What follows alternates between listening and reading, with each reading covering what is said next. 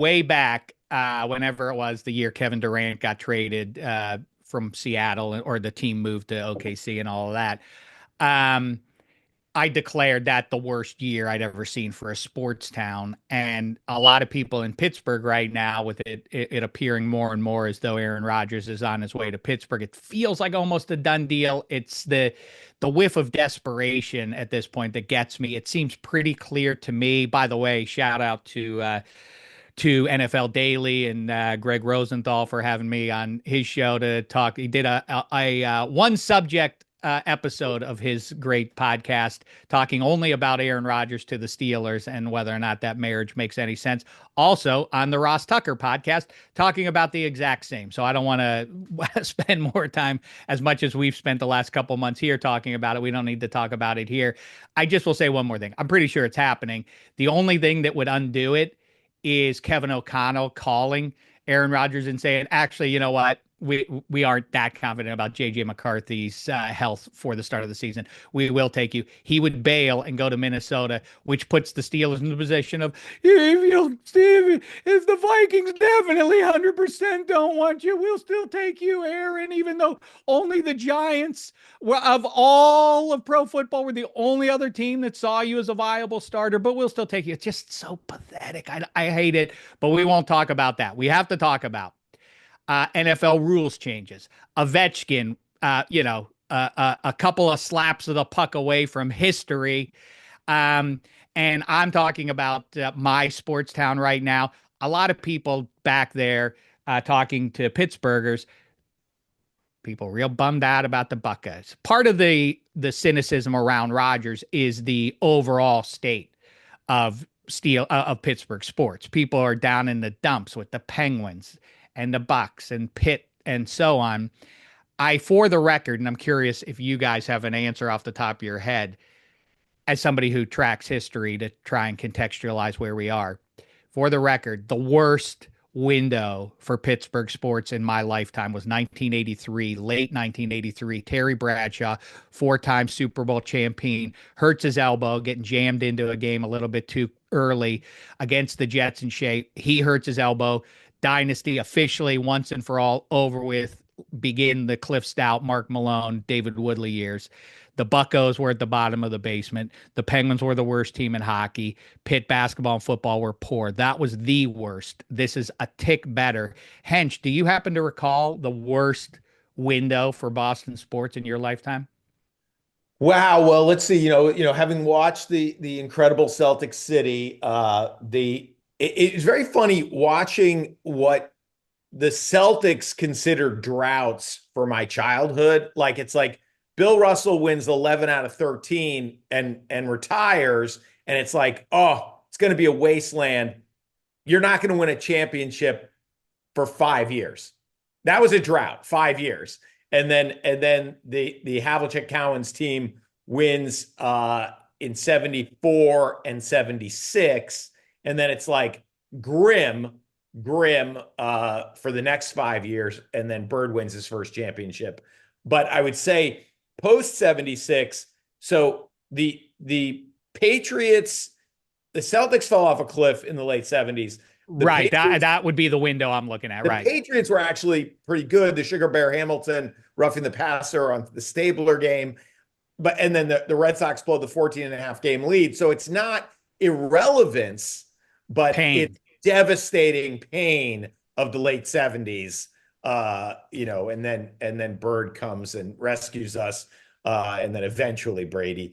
But that was the hardest time to be a Patriots and Red Sox fan. Oh, and I mean, yeah. Now I'm thinking it through. And at the same time, the Yankees are ruling baseball, and they're your arch rival. So that sucks when that's happening. And like you say, the Patriots were good in an era of great AFC teams. And the Canadians won 4 straight cups at the end of the 70s. Right. And you guys had a shot. Guy Lafleur spoils your chances at that. Yeah, you had a lot of pain. Plus, you're just coming off of the Bobby Orr era that didn't exactly live up to it as grand as it was. It should have been even greater if not for injuries. Eddie Spaghetti, worst little window for New York sports. You guys, it's not even fair though, because New York is what like LA, like you have double the teams of Mhm. everybody else. So it's hard to find a spot where like everybody sucked at one time.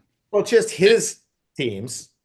I mean, Yeah, yeah. right. But I think there's a case that I was, when you first asked this, I was like running through it. Like the hard part is the Yankees are usually pretty consistently good. So even when teams took a major lull, like I'm thinking like the Rangers really sucked in like the early 2000s, but the Yankees were winning World Series in the early 2000s. Like even the Knicks were kind of whatever. But the Giants made the Super Bowl, and like so like it's always weird periods. I think depending on how this season goes, with the Yankees, like Garrett Cole injured, Giancarlo Stanton, they're not back yet. Although the Yankees have looked pretty good so far, I'm pretty happy with them. The Mets, let's see what happens with Soto, but if that's a big bust, the two football teams, if the Giants, which I'm sure we'll get into later on in the show, but if they pass on Shador or they pass on a quarterback in general, I have no idea what the direction of this franchise is. The Jets, obviously, they're, Justin Fields, your quarterback, not a lot of hype there. Like all the hype is kind of gone now after the whole Rodgers era, just being a total mess. And then with the basketball teams, the Nets are an afterthought, and the Knicks, like if you had all this hype with Brunson and company, and if you don't really reach those heights again, like you kind of had last year with like the Villanova group, and everyone was like really enjoying how that roster was meshing together, and nobody was crushing Tibbs for playing all the guys too many minutes. If they just become this like mid-level Eastern Conference team that's like, yeah, you're pretty good, you beat some bad teams, but you're not going to beat the big boys like the Celtics, you're not going to beat like the Cavs just smoked them last night by double digits. There's a real case that it's like it could be like now. It's interesting. And by the way, where Tibbs is concerned, it does have like he's not as just empirically loathsome as Mike Keenan is. There's just something about Mike Keenan like Tortorella. Maybe it's like Oh, and I didn't maybe even say that. I didn't even say my team. I mean, I'm wearing the stupid hat. The Rangers, like the Rangers, had all the expectations in the world. They were one of the Cup favorites, and they totally tanked it. So they're a huge reason why they stink this year. The Islanders are now teetering with the playoff spot, but they haven't really made any like significant moves. So again, another reason why I think it could Islanders be have fallen apart too. Yeah, you're right, and I do think you're right. And I'm not. You guys may wind up in the playoffs, and as we've learned, if you get into the Stanley Cup playoffs, you have a chance of making some hay. Sure. Um, if you don't get in though, then it is probably a wrap on this Rangers window. And it's Without sad question. because literally 4 years ago, we sat on this show and had that conversation. And we had more than one hockey expert pass through. And we would talk about like how many cups for the Rags, given how they're constituted right now. If the answer is zero, then I don't think you're wrong, man. I know that people don't care about NHL, but I mean, like it's real sad that they didn't even play for a cup. Would be a sad thing. But Tibbs is sort of the Mike Keenan in the sense that like he almost everywhere he goes, he does turn him around. But then it's like 18 months later, it's like get him the hell out of here. We can't stand him anymore.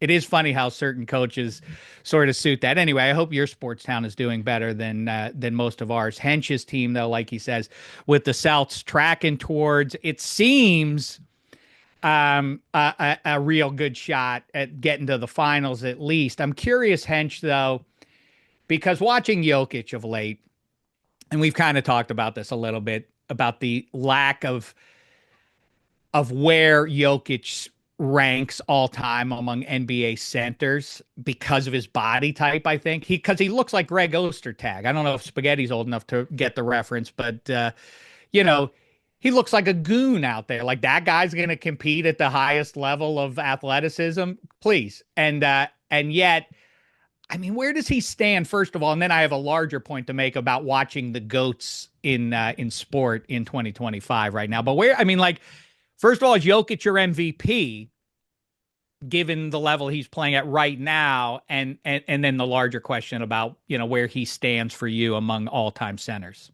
Well, I know you agree with me on this, is that to be mentioned on the all-time greats, in the top of the pantheon, you have to be accumulating championships.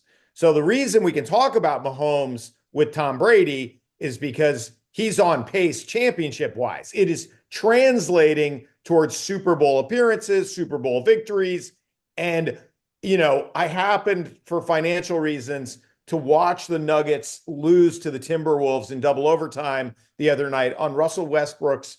I mean, I don't even like it's not a surprising brain lock. The guy's been brain dead for his entire career, but Russell Westbrook, it cost me $1,800 the other night. I can't even, it's incomprehensible that they could have lost that game when all he had to do was dribble out, not foul a guy. Like it's the craziest perfect Russell Westbrook calamity at both ends of the court. Anyway, a little distraction for you, so you didn't have to be mad at your Bruins for costing you money. I mean, what the hell? You're betting against your Boston Bruins on the regular now, Spaghetti. This is just spiritually grotesque, right? We've covered. Nobody wants to hear about this. I want Spaghetti to break the tie on this. Do it again. I want to hear it every time anybody self-announces themselves as a traitor to their sports town. Spaghetti. But it's tough to ask me that now because like, we were just talking about my teams. Like if the Giants sabotage themselves by taking not a quarterback, there's no future plan. I'm angry at that team. The Rangers, like I just mentioned. But you're going to bet against them? You're going to profit from it? Why not? I'm like disgusted with a fair amount of my team. I mean, with the Yankees front office telling me like they don't have money, it's like you're the New York Yankees. Like, what are you talking about? You don't have money. The Giants that have no directions. The Rangers like seemingly put together a good squad, and you get this anger in you. So Hench using that and funneling it towards making a profit, like I kind of understand it. Gonna be honest. Yeah. Okay, pound the flesh kind of stuff, right? Yeah. Okay, all right, I get it. Go ahead, Hench. I interrupted you. I just think you're wrong and filthy. Jokic is putting up these incredible numbers, 60-point triple-double, and it's incredible. But that team is not going to the finals this year. So, you talk about like the Rangers window closing, like, they were like, the Nuggets have this cheat code. Nothing can stop Joker. They're going to win one title. That team's going to win the one title. So you don't get to start getting talked about with Bill Russell and Kareem Abdul-Jabbar. You got to get to Akeem Olajuwon's 2 titles before you can start being mentioned as, yes, statistically, because, he's basically like a guy on the power play, like every play runs through him in the high post. So he's going to have a ton of assists and touches, and he's obviously a great player. But when you look at what his crazy numbers have translated to for the Nuggets this year, I think SGA is the MVP because first of all, SGA, I just heard, has scored 30 or more points, 40 games in a season for the 3rd straight season. First guy to do that since Jordan. And what it's translating to is a historically great team that's gonna threaten to win 70 games. And so I don't think Jokic is the MVP this year. I think SGA is the MVP. And so then if you're like, if the Nuggets formula has already been kind of figured out and they're not, that team is not, they could lose at any point in the playoffs. They're just not that good because you double team Joker and then he kicks it to somebody, but the guys you leave open, I mean, Russell Westbrook is still the worst shooter in the NBA. And it's like, I don't think, so Joker, the problem with SGA is he'll just blow by you and create this open 3 for somebody. Like you can defend Jokic because he's slow, so it's like, I think the league, even though the numbers are preposterous, I don't think it's time to start talking about Joker with the greatest of all time. And so, when you look at like the LeBron Jordan argument, it's like, I'm a Jordan guy, but Jordan winning 6 titles in the same town with that great running mate and Scottie Pippen, LeBron popping around and winning titles in 3 different situations, and obviously we'll see what happens this spring with Luka, but like LeBron is working his way toward a pretty irrefutable argument when he retires as the all-time leading scorer, the 3rd leading assist guy, and 4 or 5 titles, um, it's going to be hard to argue against LeBron. So, Well, you're right. LeBron fits that category of, like, we talk all the time about who elevates the team that they're on. And LeBron is Elway-esque in the 80s with those mediocre Broncos teams, taking them to Super Bowls. Even though he didn't win those Super Bowls, the achievement was taking them as far as he did. LeBron was in the finals every year with some really bum rosters. He would get it handed to him once he got to the higher end, to the best team in the West, but still, what an achievement. The other guy, you can't do that in baseball. There is no evidence of a guy just being so great that he elevates his whole team and takes them on a World Series run on an otherwise bad team. The guy who doesn't get enough credit for that, as many flowers as he's been given, and I hate to say it to you, Hench, because you'd probably want to bet against him, but it's Tom Brady. Tom Brady, they're like, the thing that history has already moved on from is that early in his career, those titles, they had great defenses with Dick Seymour on down and Brewski and everybody else. But that second chunk of Brady's career, like, those were some pretty bad rosters, or mediocre, not bad, but mediocre rosters that he was elevating past better top to bottom Pittsburgh Steelers teams and Colts teams and otherwise. We don't talk about that element enough in Brady's career. I know. And then I have to sit here like begging you to allow players on those teams into the Hall of Fame. No, you don't beg me. Yeah, it's like, no, he's not a Hall of Famer. He's not a Hall of Famer. He's not a Hall of Famer. It's like, what? He took no Hall of Famers to those titles. Like, it's, obviously we've gone long and loud about Julian Edelman, but like, if he's not joined by a bunch of guys in the Hall of Fame, then obviously it puts him on an even higher pedestal, given the rosters he was carrying to titles. And then like LeBron, he just pops over to another city and wins another title, which is really absurd. That one, to just at that age to go down to Tampa and go, I'm going to win one here, is crazy. It is it's funny because I perpetuate all the time the negative side of that, and Spaghetti then calls me crazy, because it then impacts the way I regard my teams and where they sit. I don't like that mercenary thing. I don't like being the vessel for the legend to come down there and do what he did.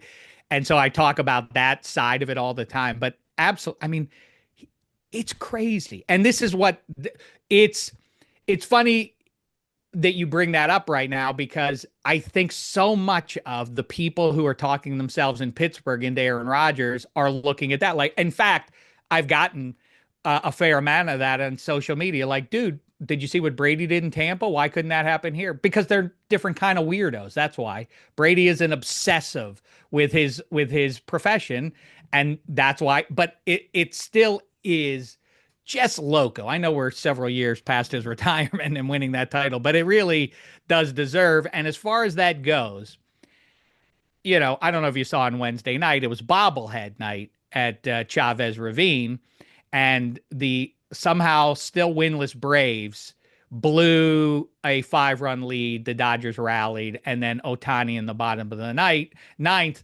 hits the game-winning home run on bobblehead night. Different than when I was at Wrigley Field one day and it was Shooter Beck poster day.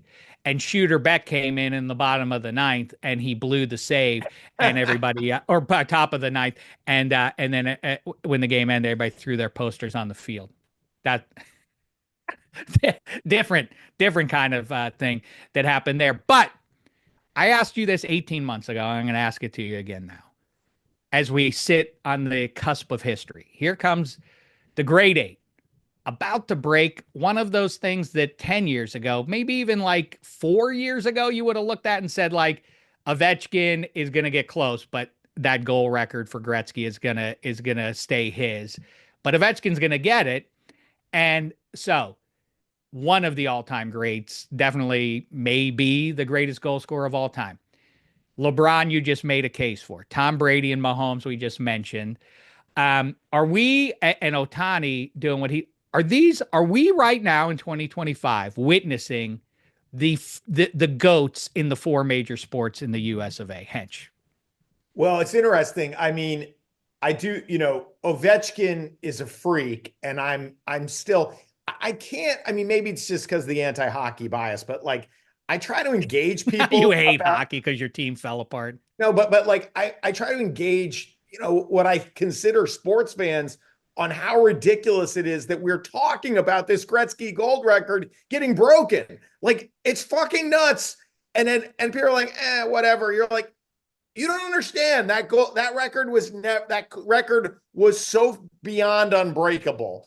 When he blows by Gordie Howe by almost 100 goals, like and what Gordie Howe's record was unbreakable. And then it's like, anyway, so the fact that the Russian machine is gonna do it is crazy. That said, one title, and he's not one dimensional because as we've talked about, he's very physical, but he's, so he'll be the greatest goal scorer of all time, but not the greatest player of his generation, as you obviously know. The interesting thing for Sidney Crosby is because Crosby is 200-foot player, obviously, and has all the championships and gold medals.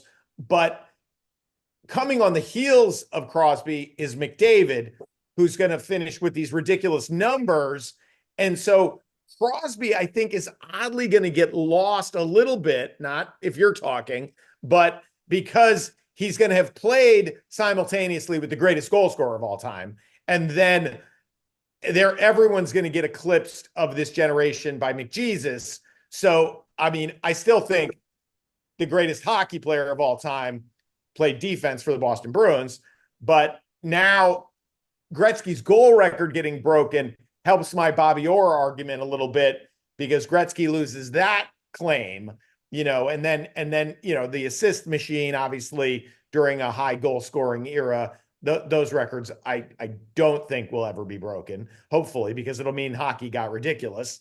These conversations get unsatisfying in my head when we start, like, obviously goalie versus right wing is, apples and oranges. And so then when you're trying to evaluate who's more valuable, I mean, that's a hard thing to do when you're talking about, Marty Brodeur's value versus Ovechkin's or whatever. So then you have to sort of categorize them, but, starting pitchers value versus everyday sluggers and all of that. Just among the forwards, though, it goes because Orr gets his own category. You know, it is to your point. Yes, it goes to me now, and it feels like the opposite is happening based on what you just said. I thought forever like Crosby's going to kind of sort of get lost in the wash statistically, but now that he has that number of that consistency number of a point a game for 20 straight years, and the measure of that, like we've talked about, everybody was scoring in the early 80s. If you see the other guys who were point a game guys for long runs in their careers, Gretzky's peer group is, several dozen. Nobody has done in this era what Crosby has done in terms of consistent point scoring. So I don't think he is going to get lost in the wash. And in fact, as McJesus's career winds on with another guy who's got Draisaitl's going to get another MVP trophy this year. He's going to get another Hart trophy, and they're not going to win the cup again, probably. And so back to your original point, like, what's the takeaway then? Boy, McJesus is something to watch. He never won anything. Who's the real champ? It's the same sort of comparison as Brady versus Rodgers on some level. If you want to do that, like, okay, yeah, one guy was a freak, the other guy was busy winning titles a lot. Yeah, and then if you want, when you're comparing apples to oranges and lousy rosters, look at fucking Marty Brodeur's Stanley Cups with those rosters. Like, when all that matters ultimately is winning the title. Who carried less to championships than Marty Brodeur? I mean, all right, I'll just say quickly, Marty Brodeur, all padded up like the Michelin Man, like they all are, was asked very little by the New Jersey Devils system, which was stop all the shots from the blue line. We'll take care. Like what his mastery was. I mean, obviously good at controlling rebounds, but the difference that he made back there was that he could go behind his own net and get the puck out of there when it was a little more liberal about the goalie's ability to do that. He was great at that. I mean, talk about not in his generation. Patty Waugh. I mean, obviously, you watch them both side by side. One guy was obviously much better than the other, was much more dynamic, and one just about as much and everything else. Spaghetti, your thoughts? Are we watching the four goats? I don't think so. You know, like if we just say Ohtani's the GOAT, like right now, like I mean, call me biased or whatever, but like Aaron Judge is having a better season to start off this year than Aaron Oh, Judge. don't you I mean, then start with that. he is though. I mean, he has. I mean, 4 home runs. He's batting 30, points higher batting average wise. Ohtani, I believe, has 3 home runs, all solo shots, and those are his only ribbies. Like Aaron Judge has 4 home runs, 11 RBIs. I know it's very early in the season. Who cares? And Whatever. Ohtani's not even being asked to drop routine fly balls. Well, yeah, if we incorporate the playoffs, different story. I mean, I think if we're counting Ovechkin as the GOAT because of the goal thing, like He's I not don't, the I GOAT. don't, He's the I don't GOAT think goal he, scorer. I don't think he'll be considered the greatest. And like to be nice, towards you and you're like, growing up in this generation of hockey, and everyone every day they would, advertise for an NHL matchup. It was always Ovechkin or it was always Crosby, but only one of those teams had consistent success and had postseason success, and even Crosby himself having, international success and in the Olympics and stuff. I think it's clearly one guy is maybe the more well-rounded player. That being said, I think Ovechkin could probably do more on the ice, but I don't think that's better in terms of building a team. So I don't really consider. I don't think Ovechkin would be considered the greatest. And when Ohtani doesn't pitch again, I don't see how he's considered the greatest. And basketball wise, yeah, I'm fine with LeBron, I guess. And we just, Brady was obviously the GOAT, so no arguments there. All right, we'll do it when it's a little cleaner around Stanley Cup playoff time, and I lean into the past since there is no present for the Penguins in the playoffs. Although it is kind of funny to look at the standings, and the mediocrity is so thorough that you think like, man, if they get one or two more shootout wins there, you'd kind of be looking like, hey, win out, Pens, and you're in the playoffs. But yeah, I take your point about the Pens consistently winning. There is some buzz now. I actually think, and I don't know that I buy it, but that Crosby is in fact the greatest player of all time. And I'm easy to push over in that argument, but really remember, Ted Williams went away in the prime of his career to fight in wars for the US of A, but Crosby, like right in the middle of his prime, gets bonked on the head and misses the prime years for scoring, and he still has achieved all these things. But you do kind of wonder, like, would he have an extra cup? Would he have an extra Hart Trophy? And he would be deeper into that conversation. As it stands now, 20-year run is something. And if he Listen, does, I don't know that we've ever pressed you on this issue, but where as we try to determine where Crosby ranks in the pantheon, do you think he's the greatest player in Pittsburgh Penguin history? I think that if you put Crosby in 1984 at 18, he would light the league up. I think Lemieux would light the league up now. I don't think Gretzky would. Do you think Gretzky would light up modern day NHL? I think Lemieux would, but the wheels are everything now. And I mean, Lemieux was fast and deceptively so, but the guys are bigger. He could now, and back in the day, he could skate through you and around you, but he also had defensemen hanging on his backs. I think if today's defenseman leaned on him a little bit, he wouldn't be able to shrug him off as easily. That would be my only concern about. All right, 66. So you're taking Crosby. No, I'm still taking 66. He's my guy. What am I going to back off? So then we don't have to talk about greatest of all time if he's not the greatest in his franchise's history. I know what I'm going to talk about is the two of the top three. Crosby getting boxed on the head. Crosby getting boxed on the head. Look at the numbers Lemieux lost. I mean, I agree. So yes, I agree with you too that Crosby's not the greatest player in Penguins history. So then we don't have to talk about him being the greatest. Okay, we'll move on from him then. But even though you tried to jam me with an argument going against one or the other Penguins legends, instead I refer you to the fact that two of the top three hockey players in the history of people wore that angry penguin on their chest. And Only that angry penguin, never another NHL jersey, unlike your hero, Bobby Orr.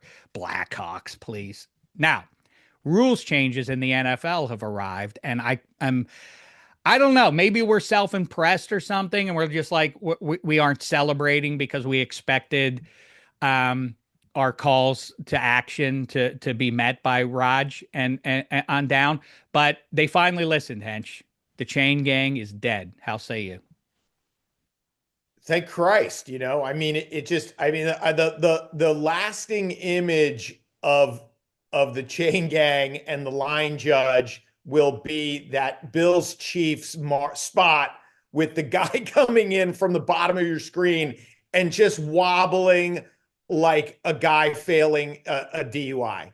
Like, it's like, this is how we decide who goes to the Super Bowl. This fucking guy wanders. It's like, oh, it's definitely a first down. Wait, where's he going? Why is he going over here? Like, I just like, yes, put the chip in, technology. Well, we have this all the time now where we see a touchdown and we're like, that guy's second foot didn't come down.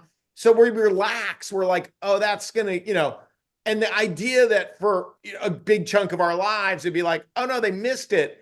That's a touchdown.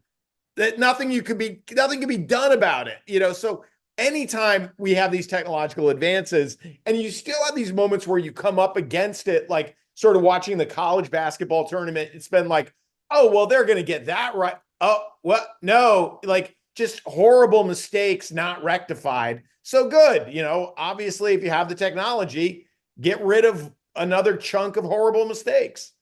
Do you think, I mean, how many years, or are we already here in 2025? Eddie Spaghetti, you probably have a better sense of this. Like when you watch The Matrix, you've seen the film The Matrix with Keanu Reeves, Eddie Spaghetti, Oh, yes? yeah, absolutely. Okay.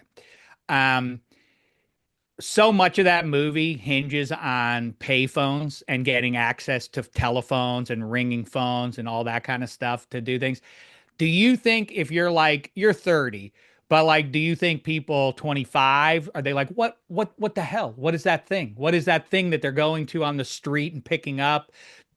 Is this generation now like lost on that? And what I'm getting at is like, how bizarre is it going to be for like, what age is it going to be? Like, who are those old guys walking out on the field with those orange sticks? What the hell are they doing with that chain thing in the middle of it? Like, how many years away from that is it going to be like, what the hell is going on out there? Well, it's like when you see a documentary and you're like, oh, you're really enjoying it. And then a chunk of it, everyone's wearing masks. And you're like, oh, right. Oh, fuck, right. This was during this misery, and the That's further right. we get away from COVID, it's going to be like, what's happening in this documentary? Everyone's suddenly wearing masks in the courtroom. It's like the chain gang is going to be so anachronistic, and good. But the other thing I was happy about in terms of rules, it's like, I don't like it when somebody like, the tush push. Well, I don't know. You gotta get Ted Washington, or you gotta find a way to stop. They're not getting 8 yards on the tush push. They're getting 1.5 yards. So you got to figure out a way to either keep them out of 2nd and 2, 3rd and 1, or stop the tush push. Don't just outlaw it like, hey man, we got to do something about this 3-pointer because Steph Curry makes them all. Like, I was glad to hear Tomlin and Vrabel be like, yeah, are we just going to start outlawing plays that we can't defend? That's to me, and the aforementioned Ross Tucker, that's the fundamental to me, the embarrassment of it. It's like the rest of the league or everybody who speaks up again. I get, practically speaking, if you don't ever run the tush push, that's just not a part of your operation, that you are incented to say like, yeah, just get rid of it. Especially if you're an AFC team, although the Bills run it a lot too. I could sort of see but just on a fundamental level, like, we can't stop it, so get rid of it is the reaction. Like, there's nothing we can do about it. And the other thing is, to your point, we've tried to figure this out before, and I've talked to, like, O lineman types too about this. I don't get exactly why, like Ted Washington, get the fattest guy you can get. He doesn't have to have a lick of athleticism. In fact, it's probably preferable because the second the ball gets snapped, you just want him to flop down on his belly. Then he'll have done his job. Then you stack the guy behind him on top of him. Like, where does Jalen Hurts go from there? Like, we haven't seen anybody. The way it should go is, as I've told the story a million times about Mean Joe Green talking about that game in November, December of 1979 and saying, were you scared of that San Diego Chargers, that Air Coryell attack? And him saying literally on this show, saying, yeah, man, they kept putting a third receiver out there and we didn't know what to do. Like a third wide receiver was like, what the hell? Is that legal? You're allowed to do this kind of stuff? Then the league figured out how to slow it down. Like I guess the issue is that this is not a 6-game experiment and like let the defensive coordinators try to figure out how to stop it. They've had a long time to try to figure it out. And the answer is like, there is no answer to it, I guess is why they have to abolish it. But it's a weird. It already is being figured out. The percentages are already going down, and like the Bills leaned on it in that playoff game, and it cost them the game. You're ripping off these big chunks by running a normal offense, and then you get down into 3rd and 4th and short, and then you go to this weird play, and it was kind of like a comeuppance because you're like, oh yeah, why don't you give the ball to James Cook? Like, no, we do this thing here, and they got stoned. I think you're right. I think your point, what you're getting at is, I think, right. If somebody figured out somewhere, Kyle Shanahan, Xing and O it or whatever, somewhere on his iPad, and he figures something out about like how he can set things up, and it's like, oh, I have figured out, you can't stop this. This will be a touchdown every single play. And it's not because he's giving it to Christian McCaffrey specifically. It's because he could give it to Tevin Coleman or anyone else, and it will always result in a touchdown. I guess you would have to abolish that from the sport, right? If everybody could do it successfully, then you would have to eliminate it because then the game would be right. You know what I'm saying, don't you? The fact that only the Eagles can consistently do it with success is why you can't eliminate it. It's like, well, if it were an unstoppable play, period, then you have to abolish it. The fact that the Eagles are doing it well and you can't stop it is too bad for you, 31 teams. Just with Kelsey retiring, their percentage already went down. Like it's not unstoppable. And the other thing I would say, when you're driving, you need to get to the end zone. And so as I'm a big fan of play action on 4th and short, you got to get to the end zone. That's where we fell in love. Yeah. So getting 4 inches past the what used to be the sticks, it's first down, but you've only gotten 4 inches closer to the end. Like, it's like, I still think that this, the Eagles obviously do a lot, and with Saquon, they deserved champions, but they didn't win the Super Bowl because of the tush push. Like, I don't know about that. I don't know if I agree with that. They're not seated where they are without some tush pushing in critical moments of regular season games. I disagree with you about that, but it would be the same as saying like Patrick Mahomes is too good. I can't stand when people do that thing about like, it's unfair when Patrick Mahomes on 3rd and long takes off with the ball and runs for the first down when he's already killing you with his arm. I know people are being sarcastic in that, but the point of like the unstoppability of an individual or of a team doing something doesn't mean you have to eliminate that you should eliminate it, because it does not getting into the slippery slope argument, which is generally pretty dumb. But like, okay, so Jaden Daniels with those 3 receivers he's going to have this year, like score a touchdown on every drive. Like, is the reaction in the offseason, well, we have to eliminate Jaden Daniels from football because his team scores every play. The league figures out how to stop Lamar Jackson. Just leave Mark Andrews open. The other rules change, but I am worried because, I'm one of society's great empaths. What becomes of the chain gang? What is their next profession now? What's left to measure? You know, like what society rightly needs them to go out there? What's their next job? That's what we're all about right now in this society, Oh is man, gainful employment. So I they're don't the know. typewriter repairmen of the 2020s. Like, Yeah, right. Um, Last thing, fellas, is we lost Val Kilmer, and some quick ruminations from you guys before we wrap it up here. Um, I thought The Doors is the one people point to, but Doc Holliday, I think, is maybe his best, but I also think he's the 1A Batman. I think Michael Keaton probably is the best Batman overall, but I don't think Val Kilmer ever was rightly celebrated for how great his was, because right after he only did the one, and then he bailed, and then they did it with Clooney, and that sucked, and then that ruined that whole era of Schumacher Batman movies. But I think that Val Kilmer as Bruce Wayne was pretty good too. How say you, Hench?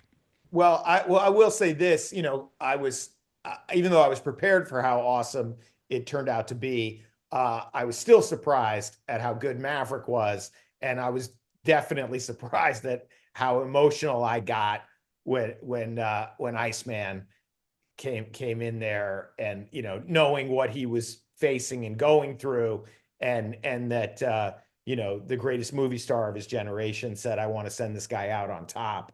I was just awesome. I was like, I mean, Cruise knows how to make a movie, and Maverick was great, and that sequence with Kilmer was like, to me, was like shockingly emotional. Given the history of our lives as movie fans. So yeah, it was definitely a bummer. By all accounts, a good guy going too soon. Yeah, and hysterical and top secret, young in his career, and Iceman. It's funny to overcome being the bad guy because he's such an iconic bad guy as the Iceman, that then he, Doc Holliday, and all of that. But maybe the best overall movie he was in is probably one of the 20 best movies ever. Is Heat, or at least in my opinion, one of the 20 best movies ever.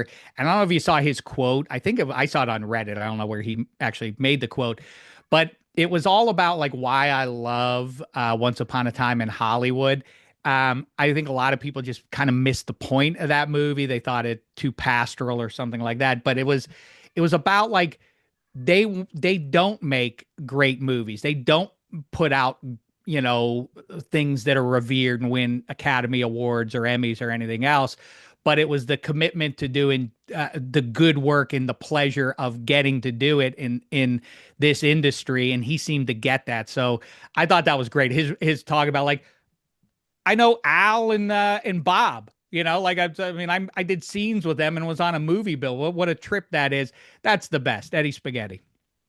Val Kilmer's the man. My one of my underrated roles is he's the bad guy named Kunth in MacGruber, which is just absolutely One of the hilarious. best. I believe I have Tombstone on like VHS, like in that room over there. And yeah, obviously his character Chris, and I love like that. In the two scenes that he smiles is like right before he smiles right before something terrible happens. Like he smiles right before the shootout, which by the way too, like apparently the way that he reloads the gun and like he like bends down by the car to reload, and during the shootout and how he turned his back is like how like they teach like SEALs to do it. And then like Hmm. talking to your point about like how he was interviewed about those movies, and he says that like he had a quote that like because he's an actor and his brain is trained that way, he's actually better than people who fight in like combat and like doing Top Gun. Like he's a better pilot than those because he has to fake doing what they do but do it better to make sure that it's Hmm. portrayed correctly. Like he had like some hilarious quotes about just how his like brain, his process like worked, which is a little bit delusional. But I mean, he's absolutely fantastic. So it's a terrible loss, but he's in so many like fantastic movies that just no matter what generation you're watching, like he's still good. And then even like Tom Cruise, I believe he was on Kimmel, was the one he talked about getting Val Kilmer to come back to do Maverick and how Hmm. emotional it was, and like Tom Cruise saying that he was like he kind of knew it was like a goodbye of sorts. So yeah, nothing but good stuff to say about him. Hench with Heat. that shootout scene is maybe the greatest shootout scene. I don't know how you quantify it, but like there's something about the way they recorded the sound of the guns that's um there's something the way it hits your ear that it's so jarring. It really is sort of scary in a way that most movie shootouts aren't.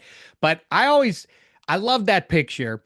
Um, and I never noticed the smile thing that you just mentioned there, Eddie Spaghetti. But yeah, when Ashley Judd he gets out of the car and looks up at her, and she gives him the signal to move on, and his face, he smile turns upside down, and he drives off, and he turns to like, "Hey, you guys got directions over there?" Great scene as Well, I she had pulls herself so together and goes back into the room, and it's like, "No, it wasn't him." It's just a great scene.